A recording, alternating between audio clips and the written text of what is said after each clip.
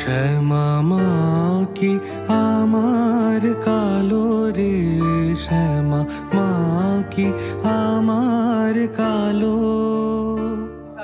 শুধুমাত্র কিন্তু এই দেবদেবীদের বিগ্রহই নয়, এখানে অসংখ্য এরকম কারুকার্য করা আছে। এখানে টোটাল 3টে গর্ভগৃহ আছে। মাঝখানে গর্ভগৃহে বিরাজ করছেন মা। একদম উপরে যদি জুম করি তাহলে দেখতে পারবেন ভগবান ব্রহ্মা বিরাজমান। এই যে মোটা মোটা পিলারগুলো তৈরি করা হয়েছে তার একদম উপরে যদি তাকান তাহলে চোখে পড়বে এরকম মূর্তি।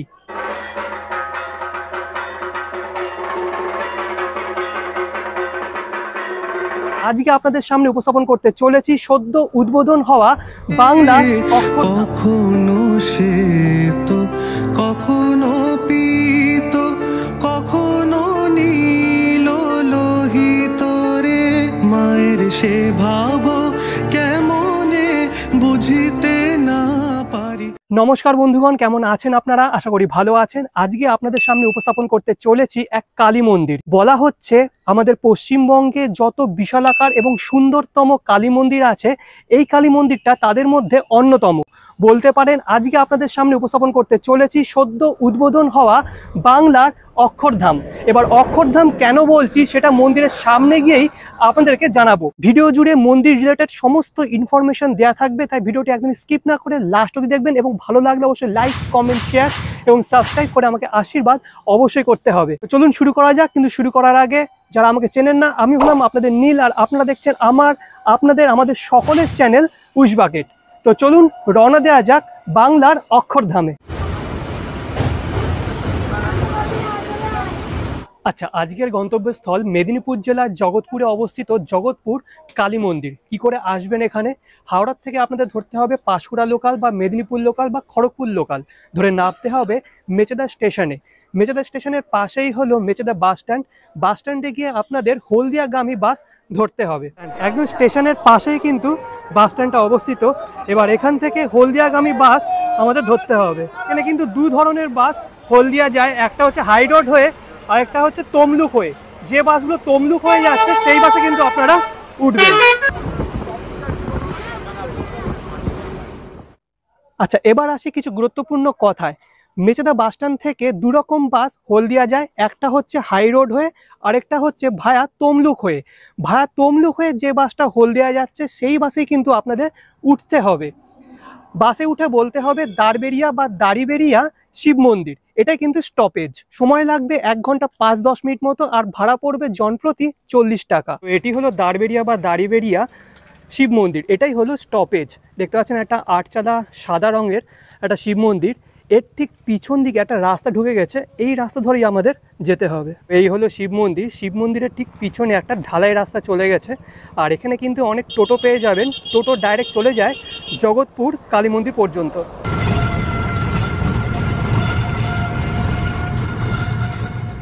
অবশেষে 7 সমুদ্র 13 নদী পার করে চলে আসলাম আজকের গন্তব্যস্থল, অর্থাৎ বাংলার অক্ষরধাম, অর্থাৎ জগৎপুর কালী মন্দিরে। আর বলে রাখি, শিব মন্দির থেকে এই মন্দির পর্যন্ত দূরত্ব হলো 3 কিলোমিটার মতো, আর টোটোতে সময় লাগবে 10 মিনিট, আর ভাড়া পড়বে জনপ্রতি 10 টাকা মাত্র।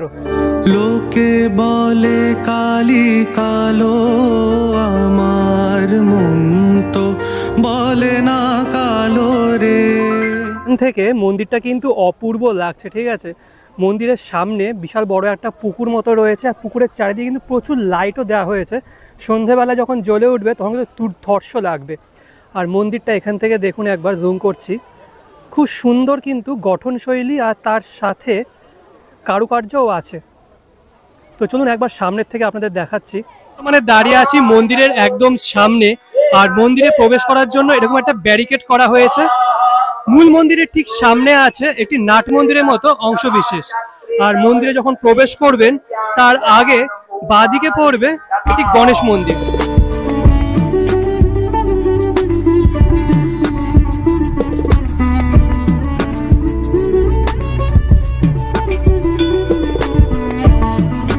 মূল মন্দিরের বাঁদিকে দেখতে পাচ্ছেন একটা যজ্ঞ হচ্ছে, বিশাল বড় একটা যজ্ঞ। তো মানে দাঁড়িয়ে আছি অপূর্ব অনবদ্য মন্দিরের সামনে, যেটি হলো জগৎপুর কালী মন্দির। এবার আশা করি আপনারা বুঝতে পারছেন যে কেন আমি বাংলার অক্ষরধাম বলছিলাম, কারণ দিল্লিতে অবস্থিত অক্ষরধামের অনুকরণেই এই মন্দির তৈরি করা হয়েছে। একটু কাছ থেকে যদি মন্দিরের কারুকার্য আপনাদের দেখাই তাহলে আপনারা অবাক হতে বাধ্য। জগৎপুর কালী মন্দিরের যে গঠনশৈলী দেখছেন এটি কিন্তু নাগারা শিল্পরীতিতে তৈরি হয়েছে। যদি উপরের দিকে তাকান তাহলে চোখে পড়বে অজস্র এরকম রত্ন, আর একদম মাঝখানে আছে এই যে এখানে সিদ্ধার্থ গণেশ ঠাকুরের একটি ছোট্ট বিগ্রহ। শুরুতেই এখানে অসংখ্য পিলার বিশিষ্ট প্রবেশপথ রয়েছে। নাগারা শিল্পরীতিতে এটি কিন্তু একটা বিশেষত্ব। আর ঠিক এরকম শিল্পরীতি বা এরকম গঠনশৈলী আপনি দিল্লির অক্ষরধামও দেখতে পারবেন। এবার জুম করছি, তো এরকম মূর্তি কিন্তু অসংখ্য তৈরি করা দেওয়ালে গায়ে। শুধু এরকম নয়, তার চারিপাশে অসংখ্য এখন ছোট ছোট মূর্তি তৈরি করা রয়েছে, দুর্ধর্ষ লাগছে। বলে রাখি, আসল যে অক্ষরধাম সেই অক্ষরধামের মন্দিরেও কিন্তু এরকম কারুকার্য করা, হুবহু মনে হচ্ছে দিল্লির অক্ষরধাম আমাদের বাংলাতে তৈরি। মন্দিরের ফ্রন্টে এরকম রং করা হয়েছে, মন্দিরের সাইডে এবং পিছন দিকে এখনো রং করা বাকি। আর এখানে যদি তাকান তাহলে বুঝতে পারবেন যে পুরোটাই কিন্তু এরকম সিমেন্টের তৈরি। যেটা জানতে পারলাম যে 10 বছর সময় লেগেছে এই মন্দিরটা নির্মাণ করতে। ভাবা যায়? মন্দিরের যে কালার সেটি কিন্তু খুব সুন্দর করেছে। উপরের দিকে রয়েছে গেরুয়া বর্ণ আর নিচের দিকে রয়েছে মেরুন কালার, আর তার নিচে আবার ভিতটা গেরুয়া বর্ণের। যে কারুকার্যটা সব থেকে বেশি আমার নজর কাটছে সেটি হলো এই পিলারের উপরে থাকা এই মূর্তিগুলো, দারুণ লাগছে কিন্তু। তো আমার খুব সম্ভবত মনে হয় যে শ্রী চৈতন্য মহাপ্রভুর যে নগর সংকীর্তন সেটি কিন্তু এখানে ফুটিয়ে তোলা হয়েছে, কারণ প্রত্যেকটা মূর্তির হাতে এক একটা বাদ্যযন্ত্র রয়েছে। আমি জানি না, আমি ভুলও হতে পারি।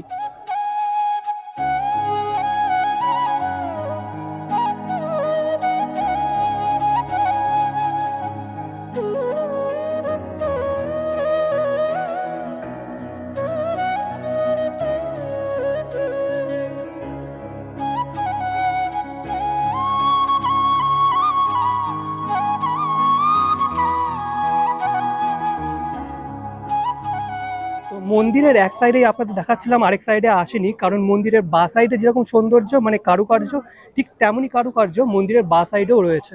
এই ছিল মন্দিরের বাইরের দিকে সৌন্দর্য। এবার চলুন মন্দিরের ভিতরে প্রবেশ করা যাক, কারণ মন্দিরের ভিতরটা কিন্তু এক কথায় অসাধারণ করেছে।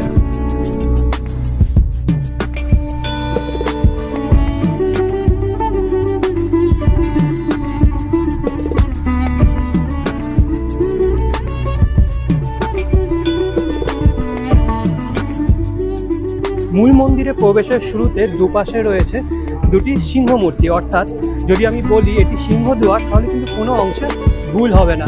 আর উপরের দিকেও কিন্তু খুব সুন্দর এবং কারুকার্য করা, তার সাথে অসংখ্য রকম লাইটের ব্যবস্থাও রয়েছে।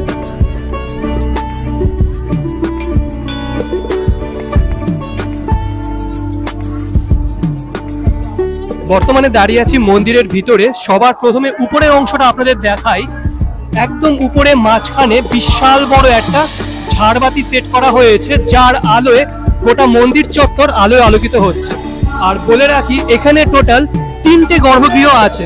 মাঝখানে গর্ভগৃহে বিরাজ করছেন মা, আর এক পাশে আছেন মহাদেব, আরেক পাশে আছেন মা শীতলা। সবার প্রথমে মা শীতলার যে গর্ভগৃহ সেটা আপনাদের দর্শন করিয়ে দিই, চলুন। তো বর্তমানে দাঁড়িয়ে আছি 3 নম্বর গর্ভগৃহের একদম সামনে। একদম উপরে যদি জুম করি তাহলে দেখতে পারবেন ভগবান ব্রহ্মা বিরাজমান, আর অপরূপ সুন্দর এই বিগ্রহটি তৈরি করা হয়েছে। আর এই গর্ভগৃহে বিরাজমান মা শীতলা, দেখতে পাচ্ছেন অপরূপ সুন্দর বিগ্রহ। আর এই বিগ্রহ কিন্তু পিতলের তৈরি, যেটা শুনলাম আমি এখানকার কর্তৃপক্ষের কাছ থেকে। আর মা শীতলার ডান পাশে আছেন জরাসুর, দেখতে পাচ্ছেন, আর আরেক পাশে আছেন মা রক্তাবতী।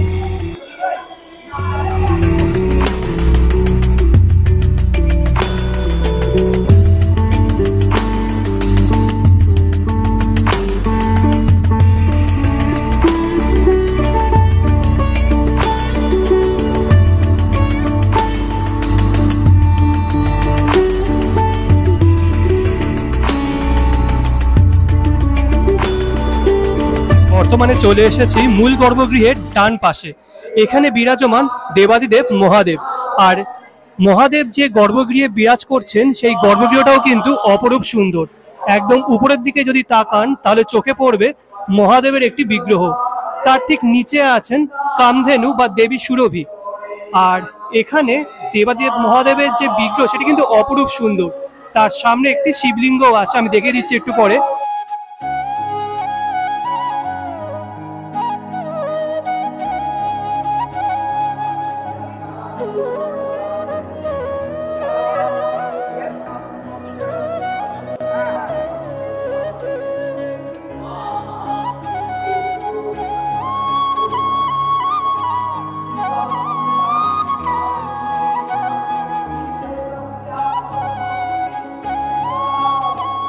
বাঁ পাশে ছিল মা শীতলার গর্ভগৃহ, আর ডান পাশে ছিলেন দেবাদিদেব মহাদেব, আর মাঝখানে রয়েছে মন্দিরের মূল গর্ভগৃহ।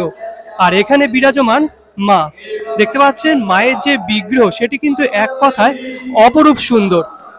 মা এখানে চতুর্ভুজা, দু হাতে রয়েছে খড়গ, এক হাত অভয় প্রদর্শন করছেন এবং আরেক হাত বর প্রদান করছেন। মায়ের দুপাশে আছে ডাকিনী যোগিনী।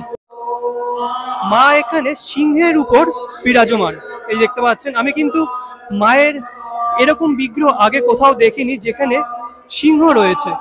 আর এপাশে আছেন মানে পদতলে শায়িত অবস্থায় আছেন দেবাদিদেব মহাদেব।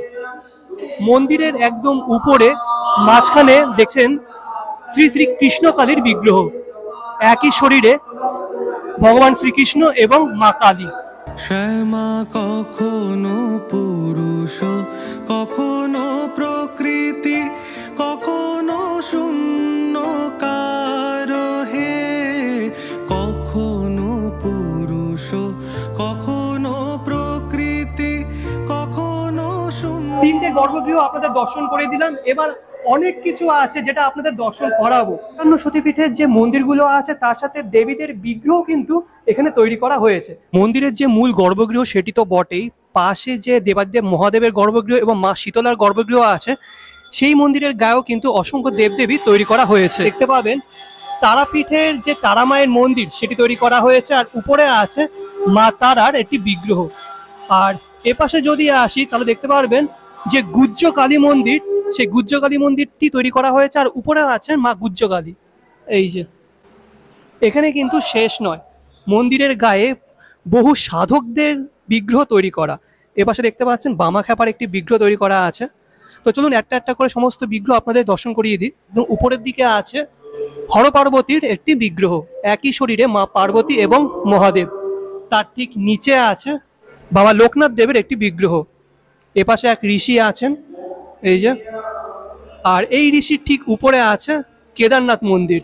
শুধু মন্দিরের গর্ভগৃহ নয়, মন্দিরের চারিপাশের দেওয়ালেও কিন্তু প্রচুর সাধক এবং দেবদেবীর বিগ্রহ তৈরি করা। এখানেই শেষ নয়, আছেন মা কামাখ্যা, মা শঙ্করী, বিষ্ণু অবতার নরসিংহদেবের বিগ্রহ, মা শেরওয়ালি, মা দুর্গা, মা তারা, বড় ঠাকুর, শ্রীচৈতন্য মহাপ্রভু, মা জগদ্ধাত্রী ও মা মনসা সহ শতাধিক দেবদেবীর বিগ্রহ।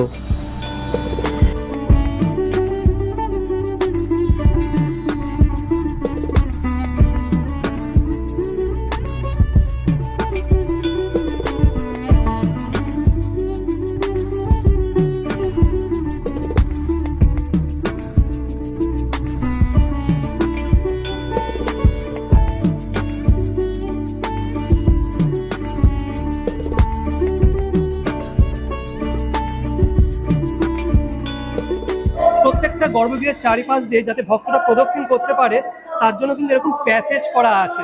দিল্লির অক্ষরধামে যায়নি ঠিকই, কিন্তু বাংলার অক্ষরধামে এসে প্রচুর দেবদেবী দর্শন করে ফেললাম, আর আপনাদেরকেও দর্শন করিয়ে দিলাম।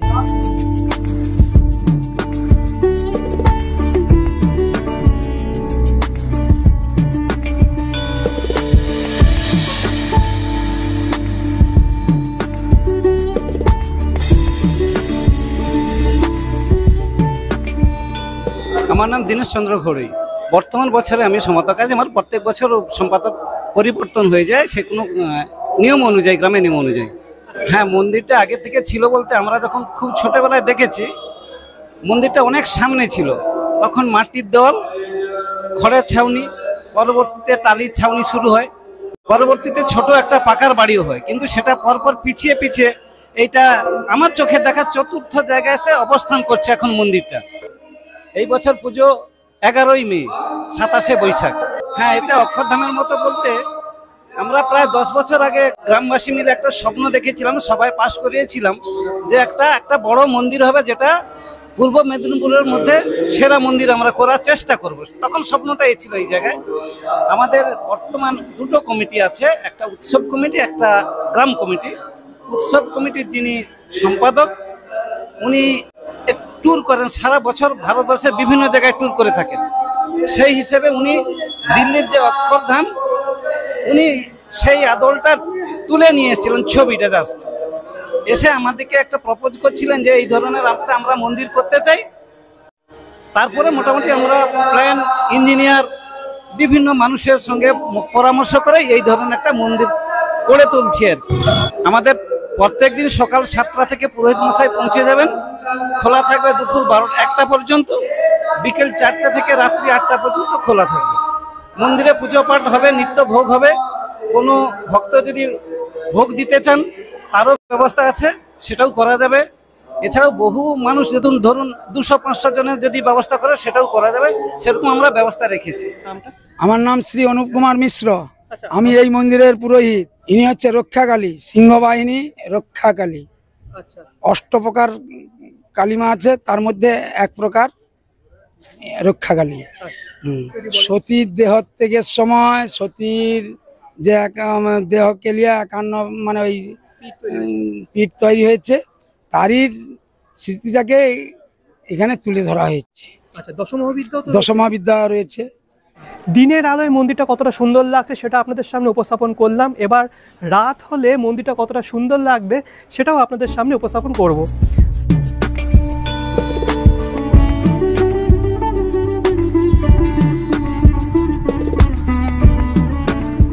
ঘড়ির কাঁটায় এখন বাজে সন্ধে 6টা, আর মন্দির সহ মন্দিরের আশেপাশে সমস্ত অঞ্চলে লাইটগুলো জ্বালিয়ে দেওয়া হয়েছে। এবার দেখুন মন্দিরের সৌন্দর্যতা।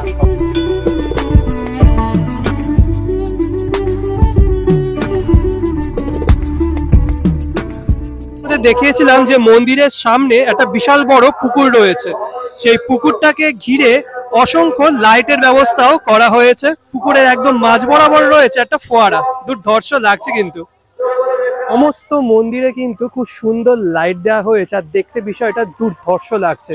ঠিক যেমন দিল্লির অক্ষরধামে যেমন লাইটিং আছে, আমাদের বাংলার অক্ষরধাম অর্থাৎ জগৎপুর কালী মন্দিরও কিন্তু কোনো লাইটের খামতি রাখেননি মন্দির কর্তৃপক্ষ।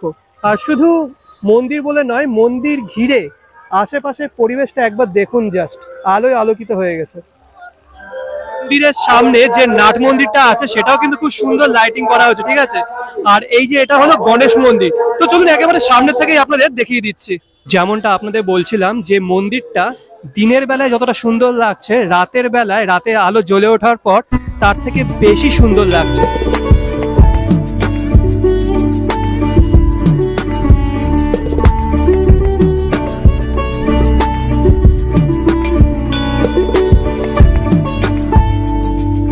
মন্দিরের প্রত্যেকটা স্টেপে কিন্তু লাইট সেট করা হয়েছে, সেটা দেখতে আরো বেশি সুন্দর লাগছে।